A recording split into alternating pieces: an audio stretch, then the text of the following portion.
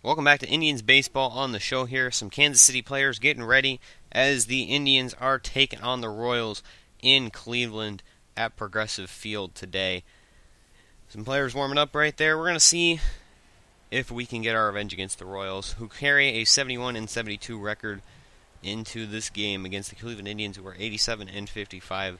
The Royals not doing a great job of defending that pennant that they just won last year for the American League. But again, not every team can have every good season. They can come back strong next year. They still have a very talented team, as you'll see in today's game, and they can definitely do some damage. So we will see the lineup here in a couple minutes as our team is taking the field here defensively. As you can see, this will be Brian Johnson's first major league start. September call-ups have enabled us to put him in the bullpen up to this point, but we decided to give him a spot start right here and give Corey Kluber an extra day's rest before we head back into the rotation as normal.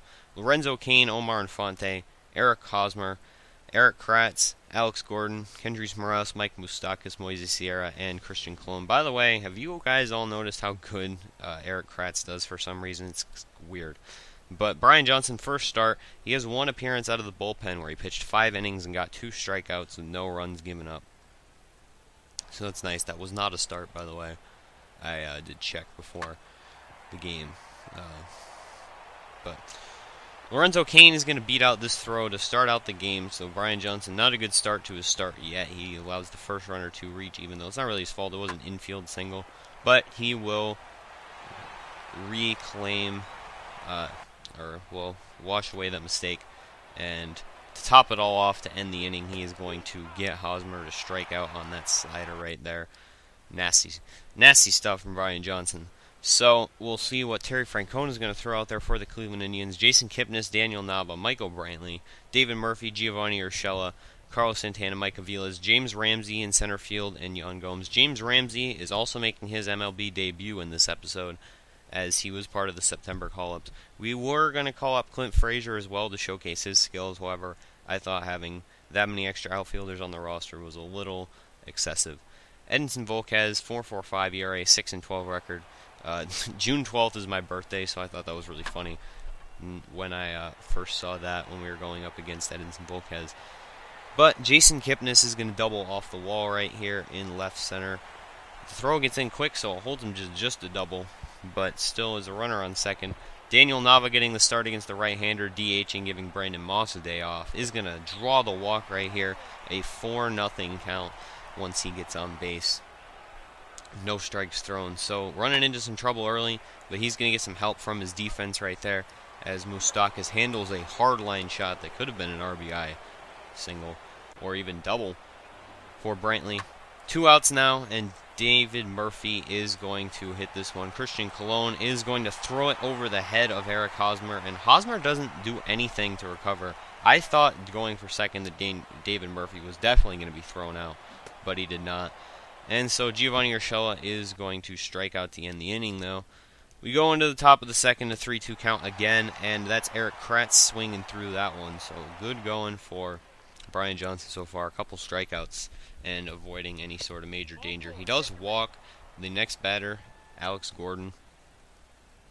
So there's a runner on first, and this is going to be Mike Moustakas, who is going to ground out, and that is going to get us 2 outs. Got the third out. We're going to move on to the bottom of the second, where Carlos Santana is striking out. And we will go to a couple batters later. James Ramsey, in his first plate appearance, is going to draw a walk, so no opportunity for a home run quite yet from the young slugger acquired for Justin Masterson last season. Yan Gomes is going to swing through that one, and so that eliminates the base runner. 3-2 count. 2 outs, top of the third. Lorenzo Cain continuing to do damage right here. This is going to be a solo home run for someone who's not known for his power. In real life, he only has 7 or 8 home runs this season so far. Not a super big power threat, but he takes Brian Johnson deep right there for Brian Johnson's first earned run of his young career. Nothing you could do about that one. He just made good contact with it. You got to shake it off and move on, which is what he's going to do. Top of the fourth, 2-2 count. and that is going to be taken out to left center for a base hit. Ramsey will throw it in to the shortstop, Giovanni Urshela. Next batter after an out is also going to get on to the right side this time as David Murphy, and his strong throw eliminates any sort of threat of going to third base. 2-1 count now, and we are going to induce a double play. So we get out of that jam pretty nicely, I'd say. Urshela now, bottom fourth, 3-2 count. He is going to walk on that sinker right there, way outside of the zone. So Volquez having some walk issues, it looks like. He is going to hit Santana with the next pitch. However, our bats would go cold after that. Mike Aviles would strike out right here. Should have been a check swing, but was not called as such. Then James Ramsey with a 3-2 count is going to do much of the same as he looks at that four-seam fastball on the edge, and he is going to strike out in his first official at-bat as an MLB player. And then Yan Gomes is going to strike out. So Volquez with quite a few strikeouts so far in this game. He does have a couple walks, but getting a lot of 3-2 counts. This one's going to be hit up the middle for a base hit. Nothing you can do about that one. So a lot of hits off Brian Johnson in the last couple innings. This is Christian Colon, I believe, and he is going to hit that one to the same spot out in center.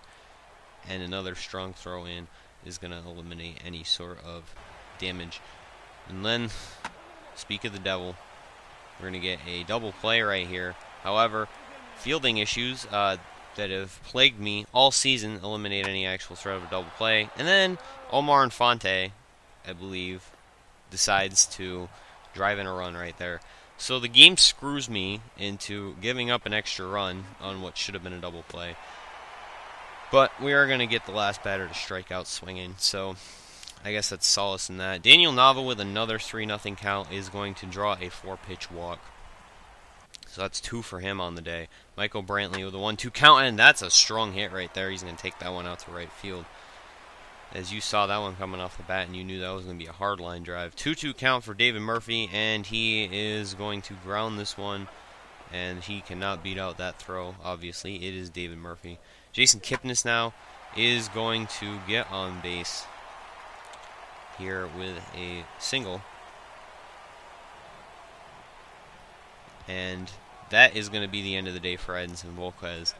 They bring on the reliever for him. Had a solid start, only gave up 1 run so far. Might be credited if Kipnis scores. But he had quite a few strikeouts, even though he allowed many base runners. The Indians just were not capitalizing on their opportunities. Franklin Morales comes in 1-7 record, but he actually had decent numbers besides that. We are going to bring in Kevin Franzen to pinch hit off the lefty. Jason Kipnis is headed for second, and he is in there safely. So Franzen 3-1 count. He is going to line this one right up the middle, and that's going to score the speedy Kipnis. And that's not even a close throw at home. So Brantley is going to be up next, and he is going to walk. Seems like I walk a lot with him. Really weird.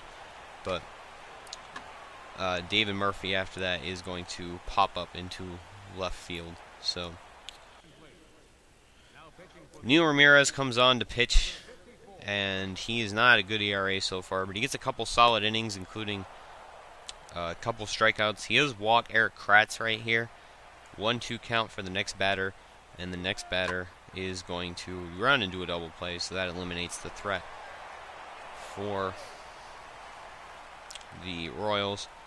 Jared Dyson comes on to pinch hit, even as that double play actually was not completed because, I don't know, weird problem this year.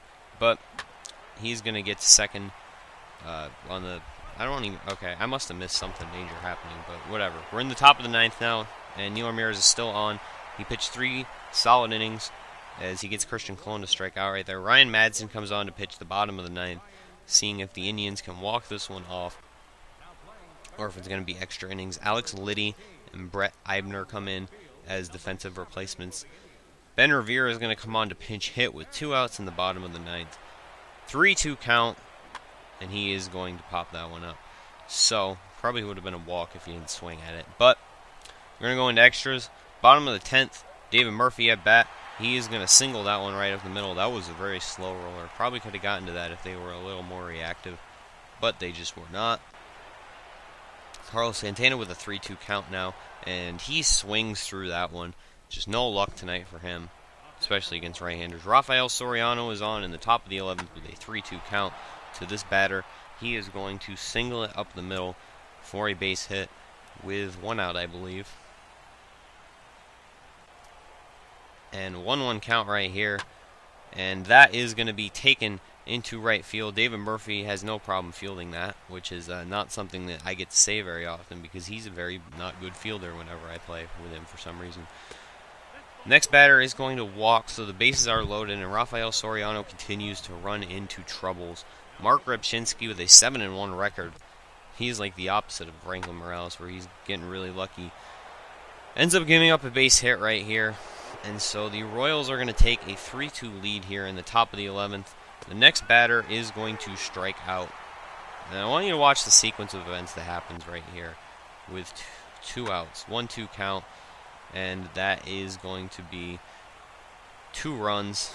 Would have only been 1 if Ben Revere didn't decide to be stupid, but he did. And then, after that, 3-run lead already for them.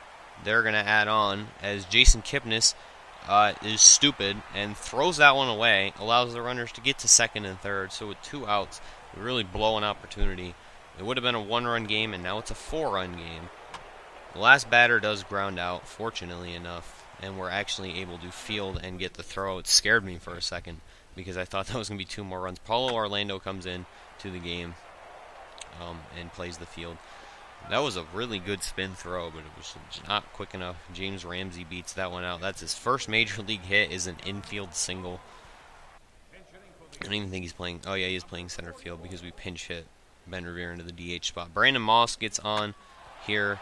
1-2 count, and he knocks Madsen down to the ground off the base of his forehead, I think, and he is going to be taken out of the game. Not any sort of major injury. Wade Davis would come on now that it is a save situation with the tying run on deck. Jason Kipnis is going to single this one, and that is going to score a run, so we draw 1 run closer.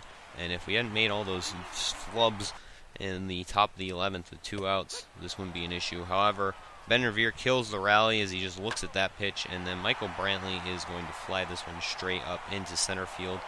Indians lose in extras after poor defensive sequencing, among other reasons, like bad pitching from Rafael Soriano. But I'm not going to completely blame it on Soriano like our last loss against the Twins. So, anyway, even though we lost, thank you guys for watching. Hope you enjoyed.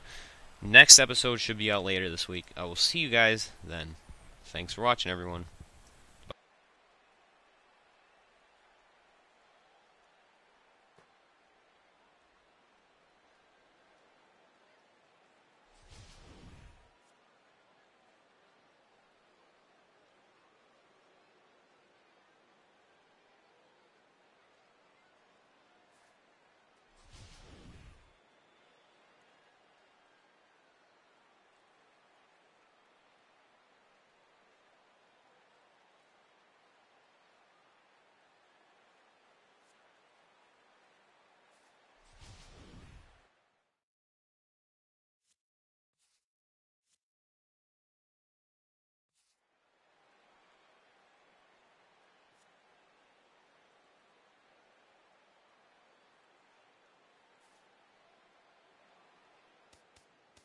Our final line score tonight.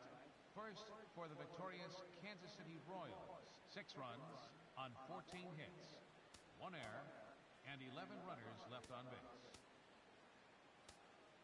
For Cleveland, 3 runs on 9 hits, 2 errors with 13 runners left on. Time of the ball game, 3 hours and 11 minutes. A reminder that the Regional Transit Authority provides convenient, affordable service to and from Progressive Field. The Rapid Transit provides direct service to Tower City, only a short 10-minute walk from Progressive Field through RTA's Walkway to Gateway.